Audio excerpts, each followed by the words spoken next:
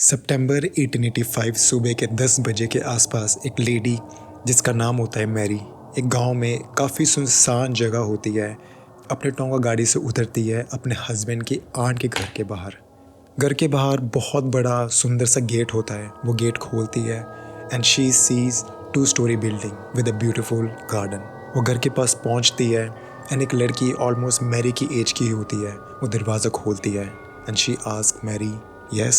Mary बोलती है कि वो अपने हस्बैंड के आंट से मिलने आई है।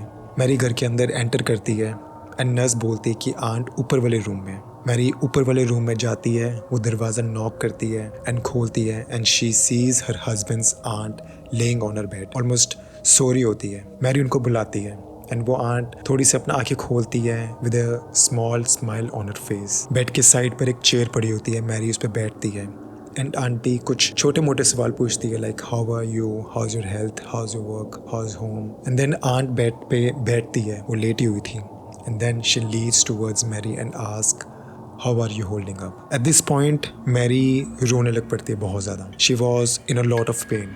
एक्चुअली सिर्फ 2 साल पहले मैरी के हस्बैंड की डेथ हो गई थी एंड वो अभी भी इस चीज़ से रिकवर नहीं थी। मैरी के हस्बैंड के डेथ के बाद मैरी को काफ़ी उसके दोस्तों ने, रिश्तेदारों ने बोला कि you should move on and find someone else. But Mary के husband was the love of her life. वो स्कूल में मिले थे and ever since they were both together and उन दोनों ने शादी कर ली थी। वो कैसे मूव ऑन करती। एंड नाउ ये आन भी बोल रही थी कि you should accept the reality and just move on. Mary इस पॉइंट पे बहुत ज़्यादा थक गई थी लोगों से ये बात सुन के। एंड देन मैरी आंटी को बोलती है I don't want to talk about it. Then Mary अपने आंसू पहुँचती है, puts a smile on her face and says you know what, I am okay. वो आंटी को बोलती है कि मैं ना थक गई हूँ इतने लंबे सफ़र करने के बाद, मैं थोड़ी देर सोना चाहती हूँ। एंड वो कल बात करेगी। वो गेस्ट रूम में जाती है सोने के लिए। कुछ घंटों के बाद in the middle of a night Mary को बहुत ही ज़्यादा डरावना सपना आता है। She was sweating, she was scared and उसका गला भी सूख रहा था। लेकिन उसने बहुत ही ज़्यादा बुरा सपना देख लिया हो एंड इनफैक्ट उसने देखा था, उसने अपने सपने में देखा था कि एक बहुत बड़ा एक ओपन फील्ड के बीच में एक छोटा सा टूटा फूटा अबैंडन शेड है एंड उस शेड में एक औरत की रोने की आवाज़ आ रही होती है। मैरी के अंदर बहुत ही ज़्यादा स्ट्रॉन्ग अर्ज आती है to see in that shed. And जैसे वो उस शेड के अंदर जाती है, दरवाज़ा खोलती है, शेड के अंदर जाती है, एक औरत रो रही होती है उसमें। जैसे ही वो औरत के शोल्डर पर हाथ रखती है, वो औरत जैसे घूमती है, उस औरत के चेहरे पर मैरी के हस्बैंड का चेहरा होता है जो 2 साल पहले मर गया था। उस औरत के चेहरे की जगह उसके हस्बैंड के चेहरा होता है। ये सपना बहुत ज़्यादा डरा देता है मैरी को एंड वो दोबारा सोने से डर रही होती है।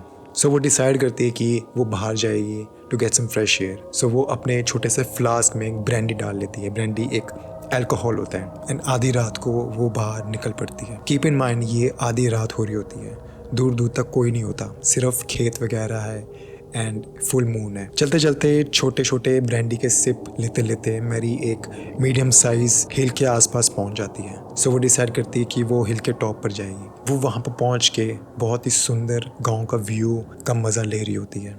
जैसे वो पूरा गांव देख रही होती है, वो कुछ ऐसा देख लेती है जो उसको फ्रीज कर देता है। वो देखती है वो सेम फील्ड एंड वो टूटा फूटा शेड जो उसने अपने सपने में देखा था। विदाउट एनी फोर्स और डिसीजन मैरी उस शेड की तरफ चलने लग पड़ती है। लाइक उसको कोई चीज़ खींच रही होती है, उस सपने में आ रही थी। वो धीरे धीरे शेड के पास धीरे धीरे छोटे छोटे कदम ले रही थी एंड जैसे ही शेड के पास पहुंचती है एंड वो दरवाज़ा खोलती है, उस शेड में एक लेडी होती है एंड मैरी उस लेडी के शोल्डर पे हाथ रखती है। जैसे वो लेडी घूमती है, उस लेडी के चेहरे पर मैरी के हस्बैंड की शक्ल नहीं होती बल्कि उस औरत की शक्ल होती है। ये औरत बहुत ही ज़्यादा पेन में थी और इंजर्ड थी। मैरी उसके साथ बैठ जाती है and she keeps asking what is wrong, but वो औरत बहुत ही ज़्यादा पेन में होती है एंड वो जवाब नहीं दे पाती। मैरी डिसाइड करती कि वो सारी रात इस औरत के साथ ही रहेगी। सो वो अपना जैकेट उतार के उस लेडी को दे देती है एंड वो उसके पास कुछ खाने के लिए नहीं होता, सो वो अपनी ब्रांडी उसको ऑफर करती है। वो लेडी, इंजर्ड लेडी,